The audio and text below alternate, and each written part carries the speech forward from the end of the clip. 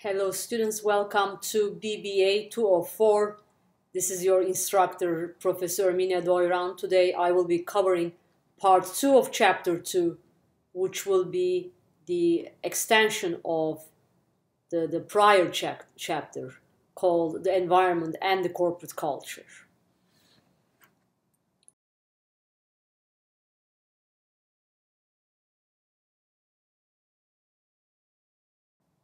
Basically, we continue our discussion with an understanding of how adapting to the environment is not easy, right? Managers or companies most of the time find it hard, very hard, to adapt to their external environment because the environment constantly creates uncertainty and challenges for managers.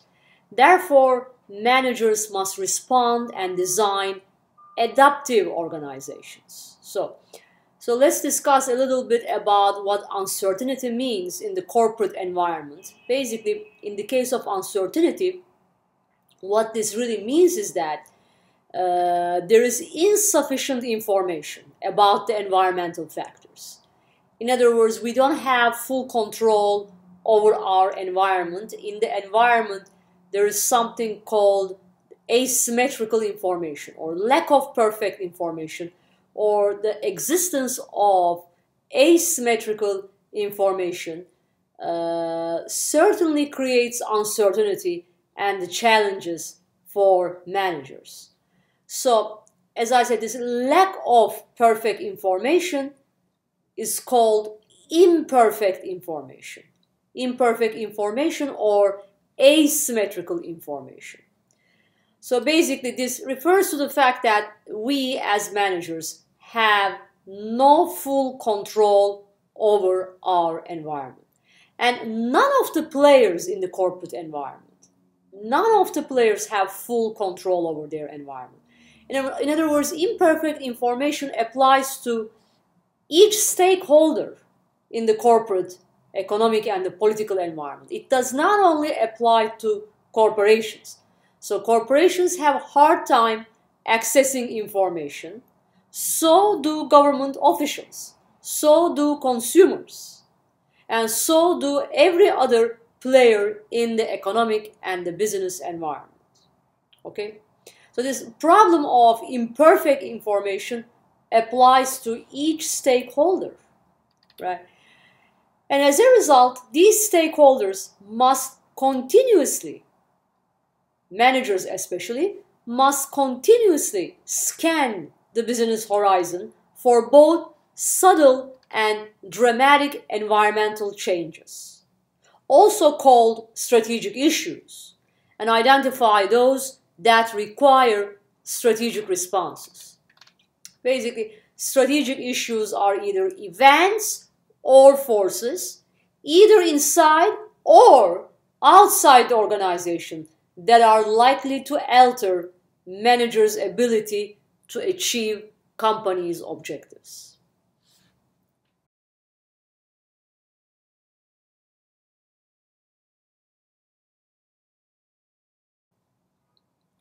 So, higher uncertainty creates the need and the reason to adapt to the environment, right? So if you look at the relationship between external environment and the uncertainty, you will see in this figure that high uncertainty creates the need to adapt to the environment, whereas in the case of low uncertainty, there is really little need or reason to adapt to the environment. So as the level of uncertainty increases, adaptation or the need for adaptation also increases.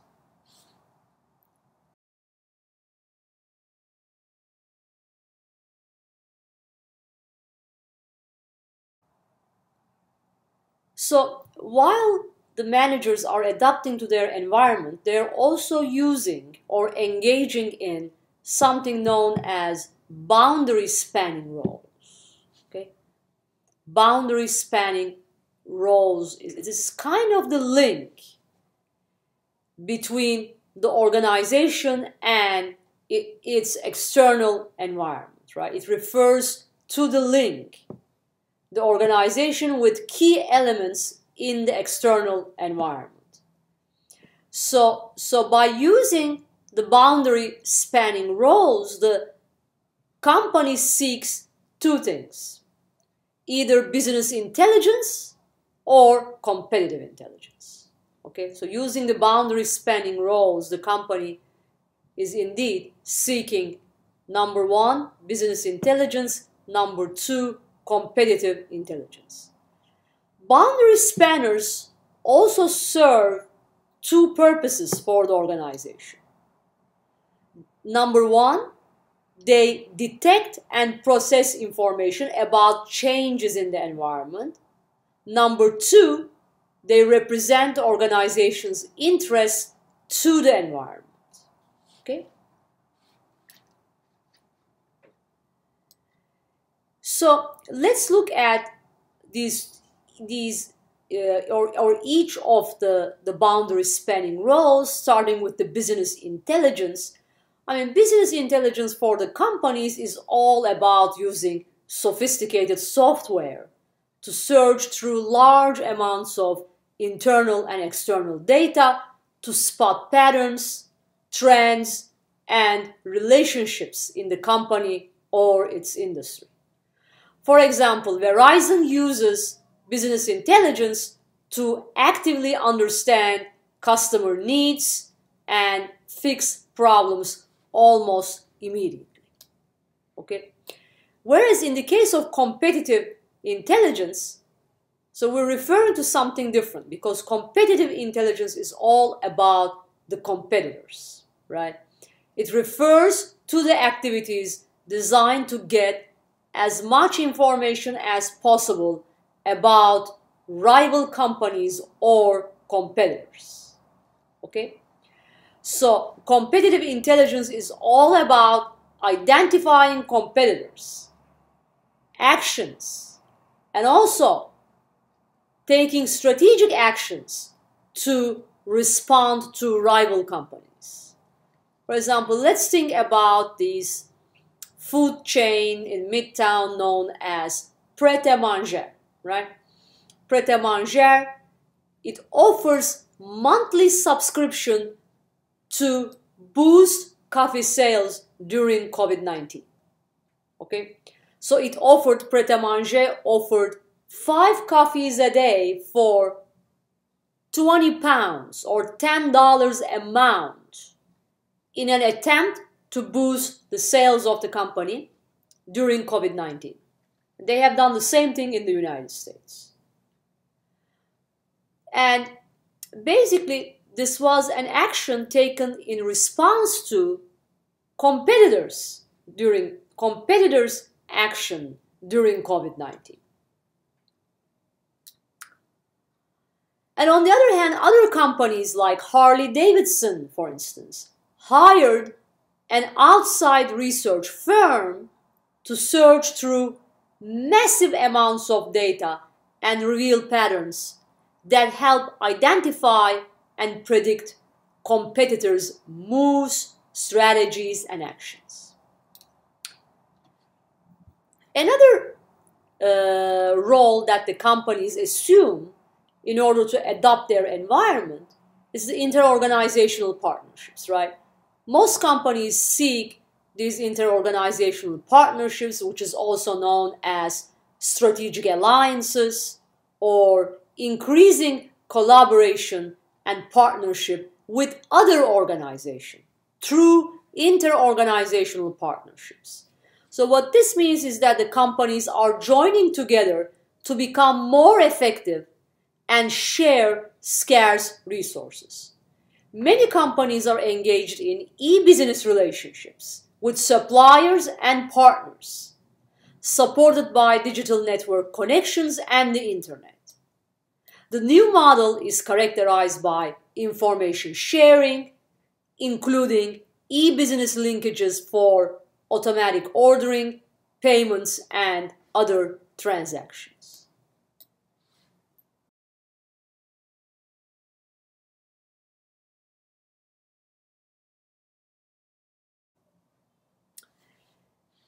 some examples to adapt to the external environment and reduce uncertainties. Remember, we were talking about inter-organizational partnerships, when the companies sort of form partnerships or strategic alliances using mergers and acquisitions as well as joint ventures.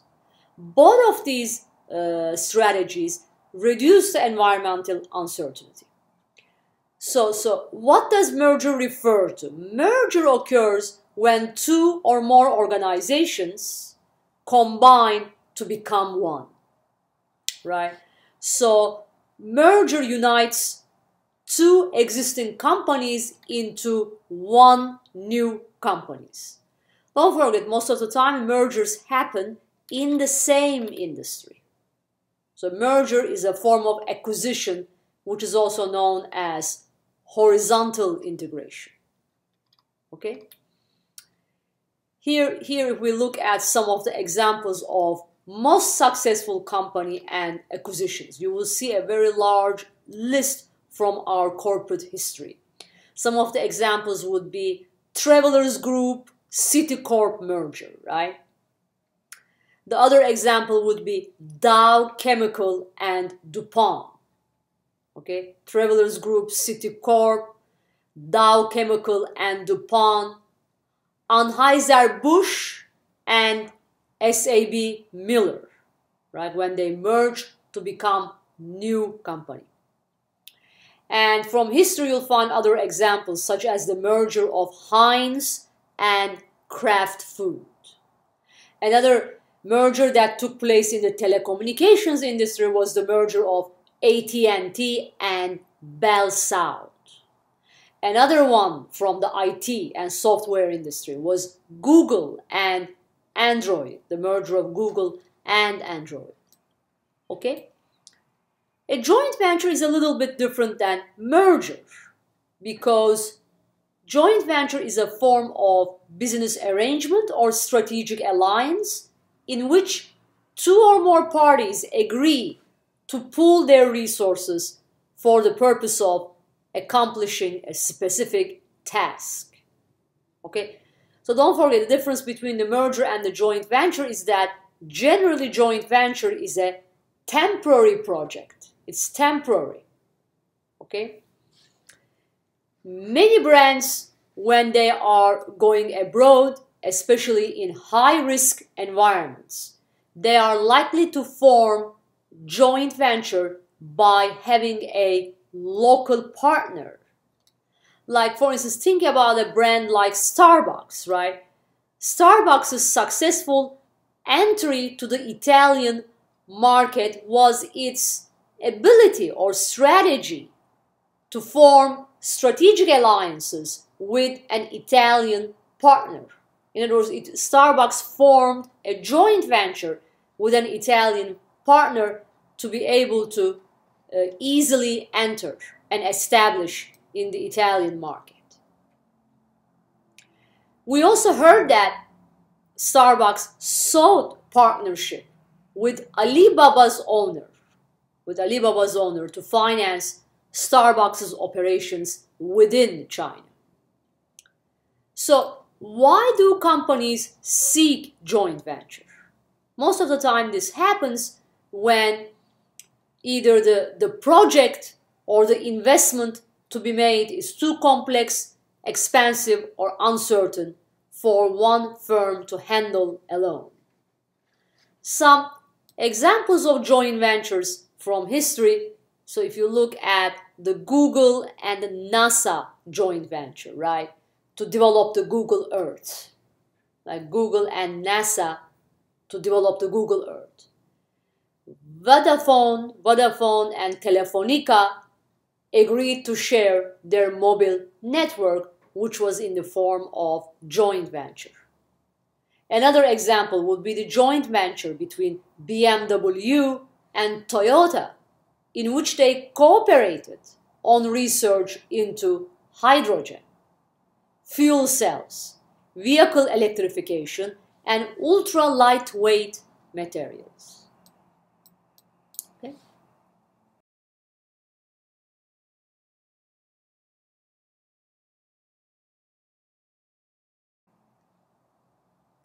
here is the shift to a partnership paradigm.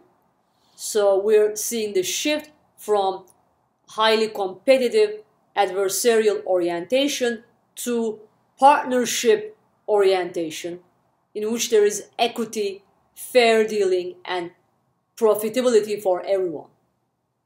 Okay?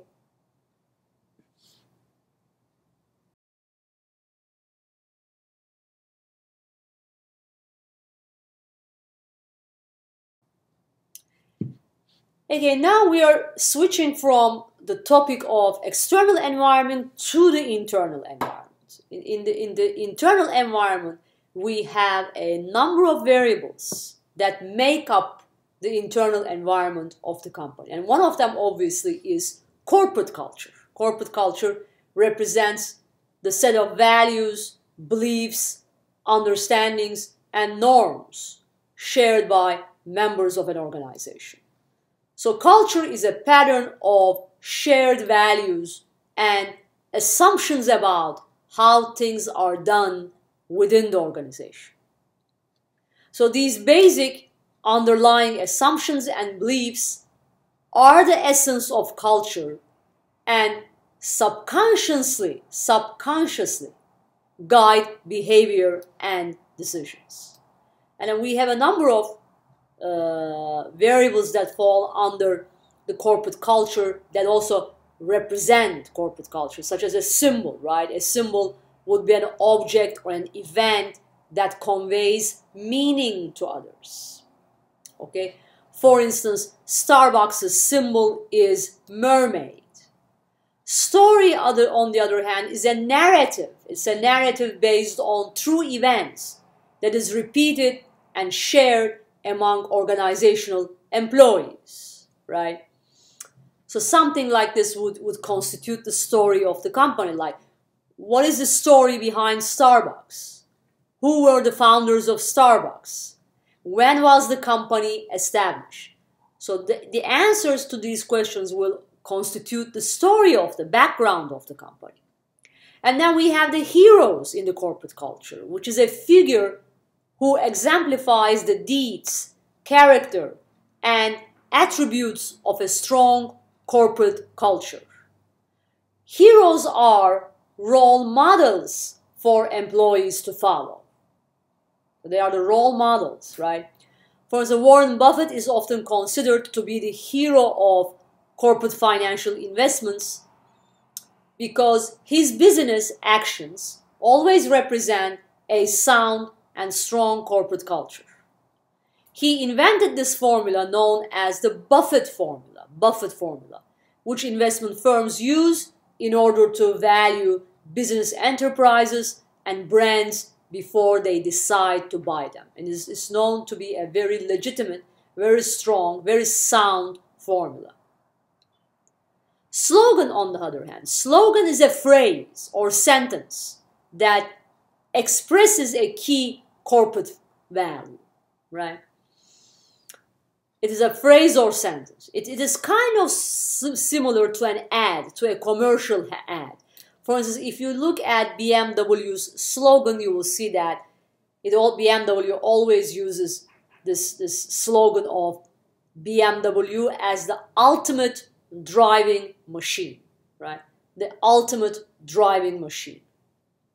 And then finally, we have the ceremonies, which is a planned activity. A ceremony is a planned activity that marks up a special event and is conducted for the benefit of an audience, right?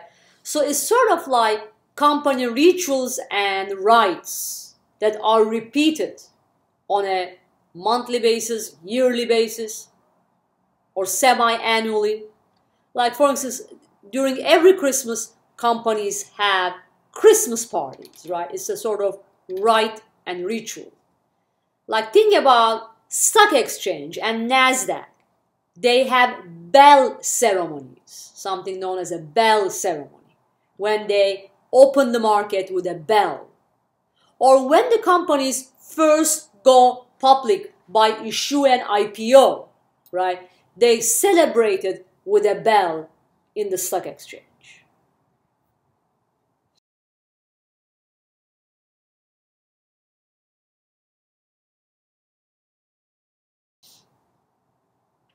Again, in considering what cultural values are important for the organization, managers consider the external environment as well as the company's strategy and goals. So studies suggest that the right fit between culture, strategy, and environment is associated with 4 categories or types of culture based on 2 dimensions, right? So number 1 dimension is the adaptability culture, right? So which indicates the extent to which the external environment requires flexibility or stability. And also the extent to which a company's strategic focus is internal or external, right? So in the case of adaptability culture, basically here we're talking about values that support the company's ability to rapidly detect, interpret, and translate signals from the environment into new behavior responses. Adaptability culture, if the company has a strong adaptability culture, what this means is that company requires fast response, right? In this company, there is a fast response and high-risk decision-making. Companies learning, for instance, how to manage the labor force and survive during COVID-19 is a very good example of strong adaptive culture. Okay? Those which failed to adapt to their environment had a weak adaptability culture. And then the other one is the achievement culture. Achievement culture is all about being results-oriented, right? It's a results-oriented culture that values outcomes, competitiveness, aggressiveness, personal initiative, cost-cutting, and willingness to work long and hard to achieve results. For instance, firms using scientific management principles that we talked in chapter 2 always have a high achievement culture. Total quality management, for instance, is based on achievement culture because the main focus is on achieving perfect outcomes with 0 defects, right? Perfect outcomes with 0 defects. If you look at the involvement culture, it's a little bit different than the rest because in the case of involvement culture, companies with the high involvement culture places with high value on meeting the needs of employees and values partnerships, equality, fair treatment, and cooperation within the company itself. Right? In other words, this culture has an internal focus on the involvement and participation of employees to adapt to rapidly changing needs from the environment. Managers emphasize values such as cooperation, consideration of both employees and customers, and avoiding status differences. For instance, teamwork, companies that value teamwork are the type of companies that values or a high level of involvement culture.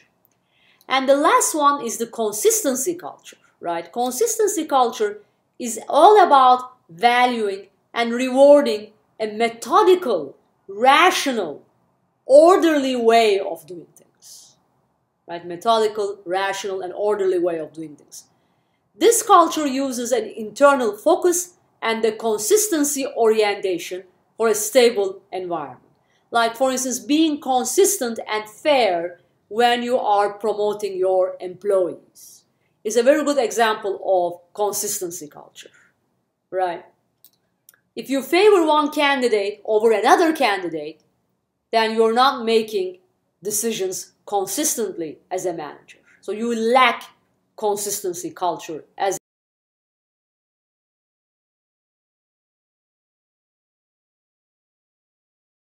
manager. Research shows that one factor that increases a company's value is how workers are treated. Therefore, corporate culture plays a key role in learning and innovative responses, such as attracting, motivating, and keeping good employees.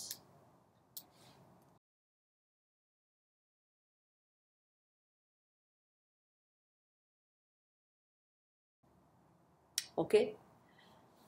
So if you look at the successful companies and especially their record of performance, you wouldn't be surprised to see that they balance culture and performance. Those are, we call them high performance companies, right? High performance companies are the ones that balance culture and performance. They do not sacrifice one for the other. Okay?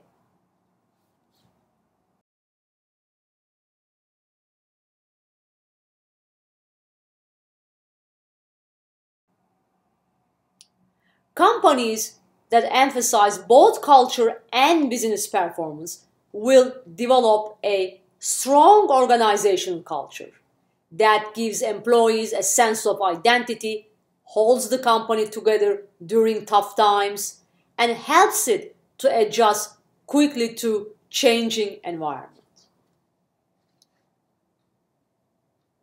So in other words, companies with the high performance culture, they are based on a solid organizational mission or purpose, embodies shared adaptive values that guide decisions and business practices.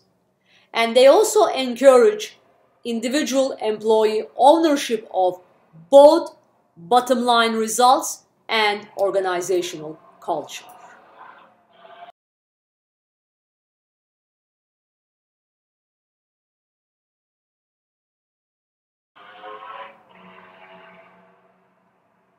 Corporate values are important because they boost performance by shaping and guiding employee behavior so that every actions are aligned with strategic priorities. Here in this figure we see four organizational outcomes, right? Quadrant A, B, C, D, based on the relative attention managers pay to cultural values versus business performance. Okay? So as we said, a successful firm is the one that balances, right?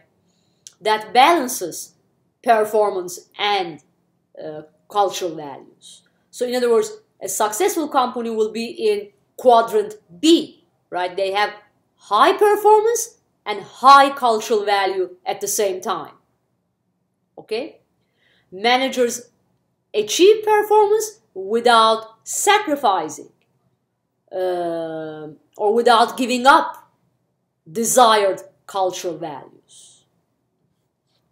Companies that pay little attention to either values or business results are unlikely to survive for long.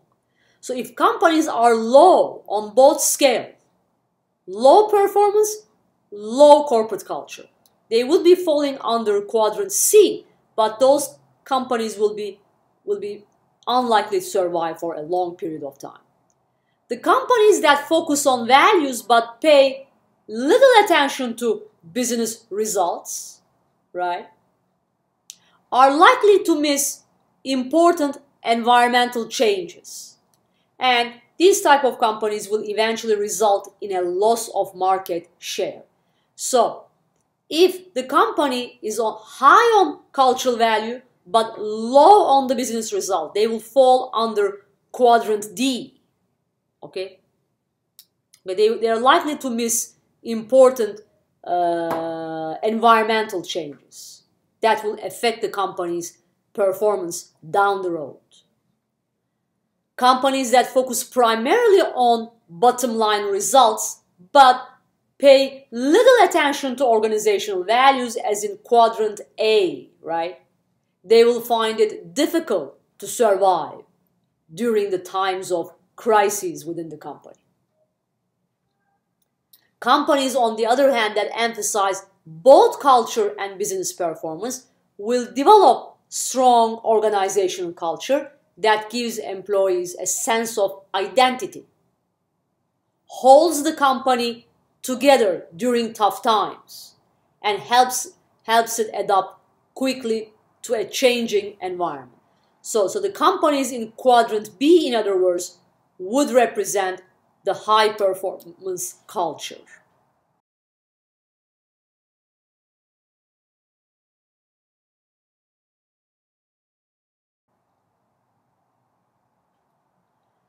In other words, just to sum up our discussion so far, we say that we close this chapter by saying that one way managers change norms and values is to build a high performance culture. Is only through cultural leadership. Overall, value statements that aren't reinforced by management behavior are meaningless, and they will have no meaning or no valuation, no appraisal among the company employees. So cultural leaders uphold their commitment to values during difficult times or crises. Maintaining consistency with the cultural values help organizations weather the storm and come out stronger on the other side. Cultural leaders let everyone in the organization know what really counts. Okay? A cultural leader, in other words, defines and uses signals and symbols to influence corporate culture by constantly articulating a vision for the organizational culture that employees can believe in. And they also head day-to-day activities that reinforce the cultural vision. In this chapter, we discuss the importance of corporate culture. We looked at different environments facing the companies, starting with the general external environment, continuing our discussion with the internal environment. In this chapter, we also emphasize the role of cultural leadership and gave examples from high-performance companies that balance values and the business performance and the bottom line of the company. Thanks for listening to my lecture so far. In the next chapter, we will talk about the global environment and the challenges facing the managers in the global environment. Thanks again and have a good day. Bye-bye.